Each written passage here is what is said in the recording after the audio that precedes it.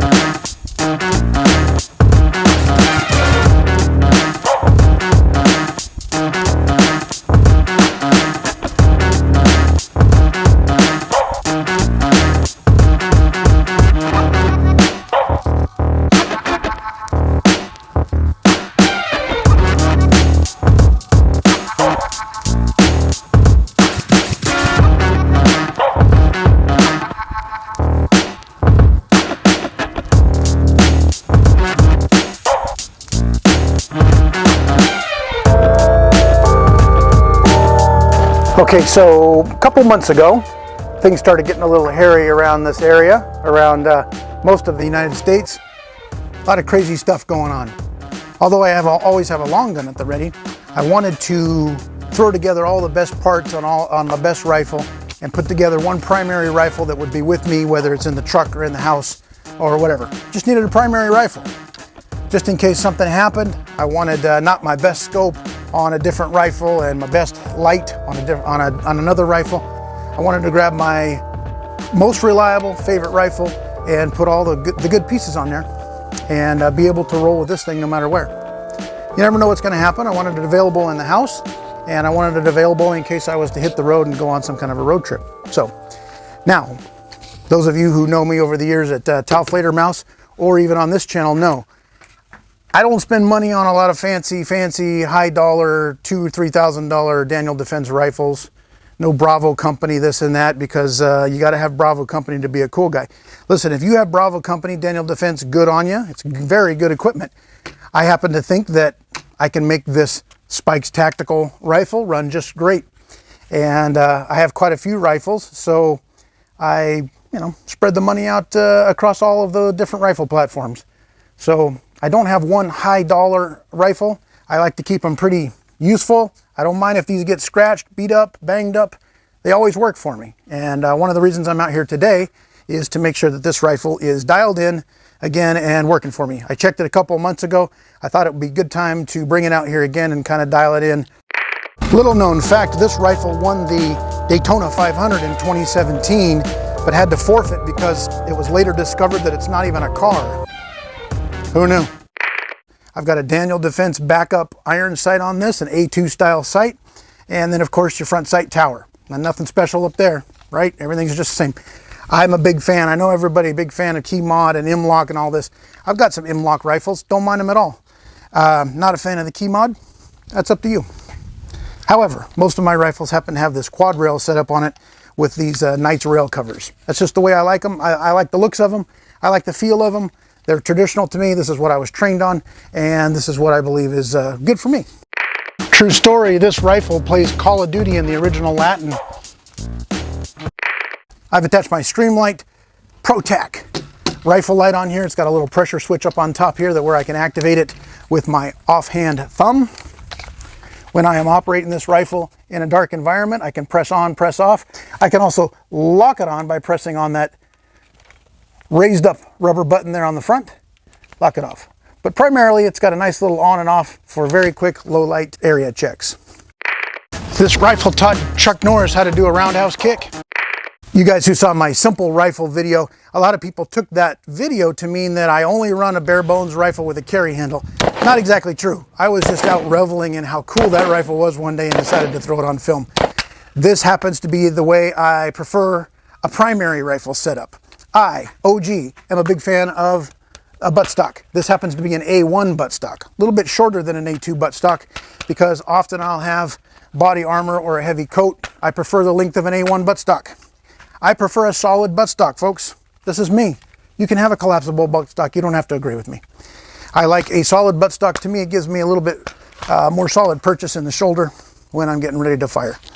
You can also clear a lot of malfunctions by mortaring the rifle on the ground while activating the charging handle using this type of rifle. With a collapsible stock rifle, you have to remember to collapse that stock in before you mortar the rifle on the ground, or you're going to bend that buffer tube. That could be catastrophic. I happen to use a Frank Proctor Way of the Gun sling on all of my long guns. This is on every single long gun I own, shotguns and rifles. They're very, very inexpensive. They're very, very well made. And most importantly, they're extremely simple. It's the reason I like them. And because they're so inexpensive, I can put them on every single one of my long guns and they operate the same way. Nice little 2-point sling that is adjustable for, zipping that rifle out and getting shots and then being able to drop that rifle down and transition to a handgun. I'm naturally 5'11". with a Bob Ross afro. I'm about 6'1", but scientific fact, holding this rifle makes any man 6 foot 3 inches. I have a Daniel Defense backup iron sight on here. No, it's not painted yet. Might never paint it, kind of like the looks of it. That Daniel Defense sight has obviously the 200 yard and CQB peep. It has a A1 style adjustment here on the left that is designed to be adjusted with the tip of a cartridge. In front of that, you'll notice the old-timey, I can't believe I'm even saying the Aimpoint T1 Micro is old-timey now because there's all kinds of newfangled things out there. Guess what, folks? The Aimpoint T1 Micro red dot optic is pretty much just as hardy and bare bones as you can get. I know, yes, I know, folks, these things can go down. Aimpoint, in my experience, has been a little more hardy and durable than any other optics I've run personally. This is my experience, not yours. Okay, I like Aimpoints. If this thing happens to go down, it is on a LaRue, I believe this is a LaRue quick release mount. I can pop it off of this rifle as fast as pulling back on the lever, swiveling it out from its base, and the optic is gone. And now I'm down to backup iron sights, which I feel pretty comfortable with, especially as we get them sighted in down here on the range. This rifle once read the entire King James Version of the Bible and then translated it into pictures for DC Comics. I mentioned the light up front, Streamlight ProTac. Yes, you can get strobe. There's no reason for strobe on a weapon light in my opinion. And then there's some type of a muzzle brake up here. I can't really remember the name of the brake. I'm sure you guys will be able to identify it and put it in the comment section down below. I kind of like this muzzle brake on this one. An AR-15, the 5.56 round doesn't exactly have punishing recoil. In fact, it's got virtually no recoil anyway. So a brake isn't a necessity. Most people have a bird cage on here. I put this brake on here because at one time this rifle was in a different version of California compliant than it is right now, California compliant. For those of you who complained during my Keltec RDBC video or my Fight Light SCR video that those things are stupid and those are commie workarounds, listen. This is a California legal rifle in this state. I'm not going to go through all the reasons. We'll do another video on what makes this compliant, but this is a compliant rifle. This probably looks a whole lot like your non-compliant rifle wherever you live. We can own cool stuff in California, folks. A perfectly viable rifle for defending your house, your vehicle, and your farm, and your people from roving bands of idiots. This rifle actually played Kaiser Soze in The Usual Suspects. Moving down, I've got a Magpul MOE. I believe this is their little, I don't even know which one. A Magpul MOE standard grip. It's got cool little trap doors here in the bottom. This trap door doesn't currently have anything in it, but maybe if we throw some M&Ms in the back, in the buttstock, we can throw some granola and raisins up here. This rifle was actually the rifle used by Wesley in The Princess Bride to get them safely through the fire swamp and defeat the ROUSs. Who knew? All right, enough yakking. Let's throw our ears on and send some rounds downrange. Again, as I mentioned before, in other videos, I like to sight in all of my standard, not long distance rifles for 50 yards. It's just me. I like 50 yards. I know at 50 yards that I'm good out to 200 yards. And I know that inside of 50 yards, I'm gonna be a little bit low. Between 50 and 200, I'm gonna be a little bit high, and back on zero at 200 yards. For me, that's an excellent setup for a rifle. It gets me close quarter stuff around the house, around the yard, and then also lets me reach out there if I happen to be out at a little bit further distances. I don't know.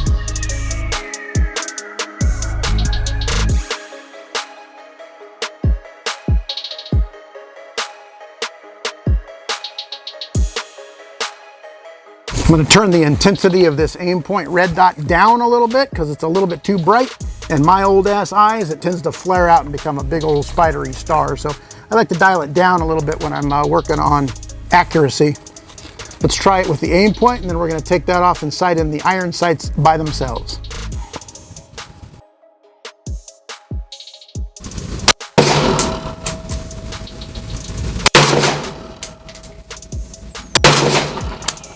Rifle on safe. Let's go take a look. Looks to me like that Aimpoint needs to be dialed over a little bit, but 50 yards straight out of the closet, not a horrible group. Let's take it over 2 inches and down 3 inches. This rifle is actually the cousin on the maternal side of the rifle that the SEALs used to shoot down bin Laden. So I want to take that little group I shot out there. I'm not too bummed out about the group, but I like to have it a little bit different place on the target. I'm going to take that a little bit to the left. So I'm going to lock my cap into this little adjustment knob here, and I'm going to give it a couple of clicks to the left. Let's do 8 clicks left. I want to do the same thing with the elevation, which is your top. I want to run that down, and it's conveniently printed on the little cap, and click it down. 10 clicks down. Let's give that a try. 3 rounds only. Can't be wasting ammunition these days.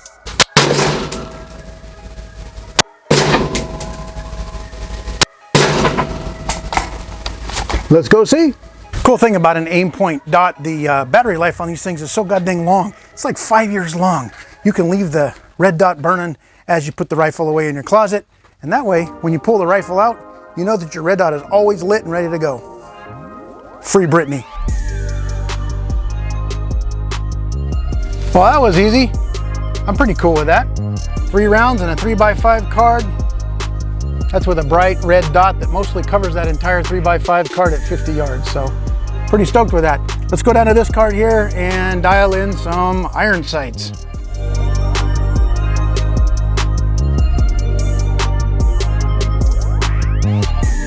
Very hardy little piece of equipment, but I never want to bet my life on a piece of equipment that runs on batteries or relies on glass parts. For this kind of dialing in, I always want to switch it over to the small peep sight. Here we go on card number 2. Boy, I also just really like iron sights. They're just fun.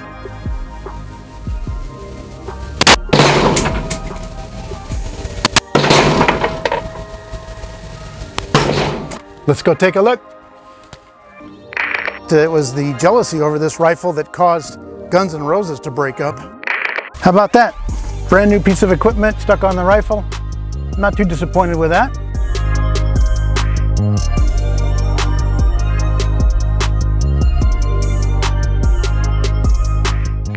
This rifle once dated Marsha Brady.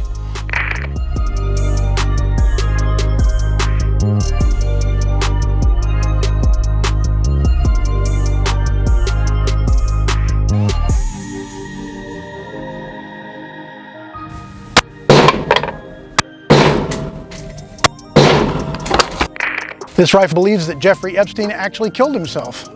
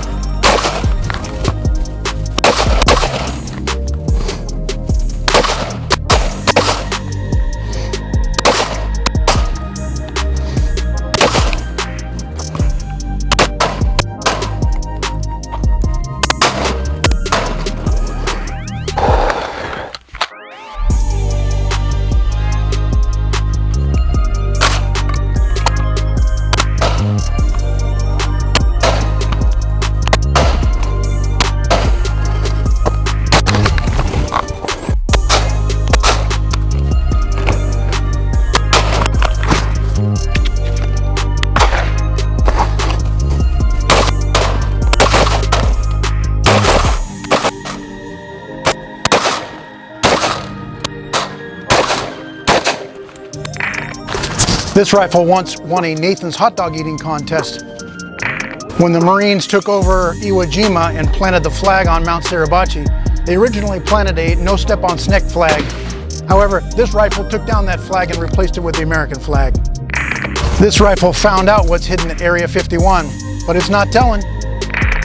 When this rifle texts its friends LOL, it's actually laughing out loud. This gun gets better mileage than a Prius. This gun's powered by sorcery and witchcraft and a CR2032 battery. Astronauts took this rifle to Mars. It started cooling the surface, so they had to leave. This rifle once played lead guitar in a mariachi band. This rifle wrote all the lyrics to every song made by Wilson Phillips. So there you go. This is my rifle setup. You may not like it. I don't care. This is the way I do it. This is what I'm comfortable with. This is the way I've trained with for a lot of years. You set up your rifle how you like. Tell me down in the comments, very briefly, what your primary rifle is. We'll save pistols and shotguns for the next series. I appreciate you guys stopping by. Please, if you haven't already done so, hit the subscribe button down below. Send this off to 10,000 of your closest friends. Folks, most of the people who watch my videos are not subscribers. So if you're watching this video and you're not a subscriber, go check out my channel. There's a whole list of really cool videos over there that I think you're gonna like that are all in the same vein as this right here. So I'd appreciate it if you'd subscribe to my channel. Tap the notification bell down there so that you'll get a notification every time I put up a new video. Tap it again so it'll ding for you and bug you in the middle of the night. And share a link of this video on Facebook or whatever other goofy social media platforms you use. I appreciate you guys stopping by. Until the next video, OG out.